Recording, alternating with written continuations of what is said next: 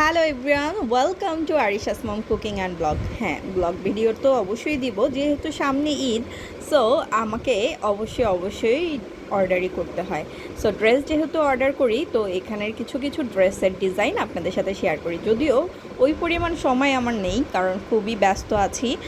আর ঈদের আর মাত্র 10 দিন হাতে গোনা আছে, 10 দিন 11 দিনের মতো। সো তার আগেই আমার কমপ্লিট করতে হবে, যেহেতু কোরবানি ঈদে অনেকেই বাড়িতে চলে যায়। সো তাদের অর্ডারগুলো আগে কমপ্লিট করে দিতে হবে, দেন পরবর্তীতে যারা বাড়ি যাচ্ছে না তাদের অর্ডারগুলো পরে দিব। তা আজকে ইউনিক একটা ড্রেসের অর্ডার, মানে এই ডিজাইনটা করলাম। এটা যেহেতু একটা ভাইরাল মেক, সো ভাইরাল মেকটা আপনাদের সাথে শেয়ার করলাম। যারা যারা হালকা পাতলা মানে ড্রেস স্টিচ করতে পারেন, তাদের জন্য এই ডিজাইনগুলো দেখলে দেখা যায় যে খুব ইজি হয়, তারা কাজ করতে পারে ইজিলিভাবে।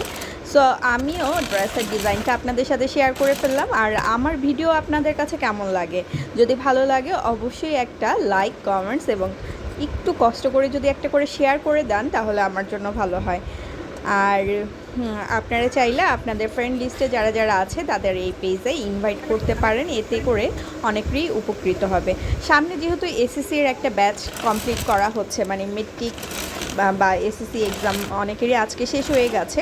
সো অনেকে সেলাই কাজ শিখতে চাচ্ছ, উত্তরের মধ্যে যারা যারা আছো, তারা যদি সেলাই কাজ শিখতে চাও অবশ্যই আমাকে নক দিতে পারো।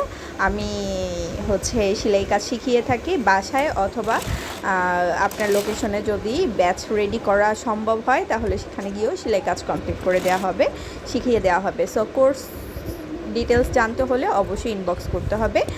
আর এই দেখেন গলাটা করছে, আর এই যে লেস বসালাম, এই ধরনের কাজগুলো করতে একটু কষ্ট হয়, যেহেতু স্টোন ওয়ার্ক লেসগুলো। আর এগুলো বসানোর পরে আবারও এগুলোকে আঠা দিয়ে তারপর সেট করতে হয়, কারণ প্রপার ফিনিশিং না আসলে ওই ড্রেস পরেও মজা পাওয়া যায় না, আর দেখতেও ভালো লাগে না।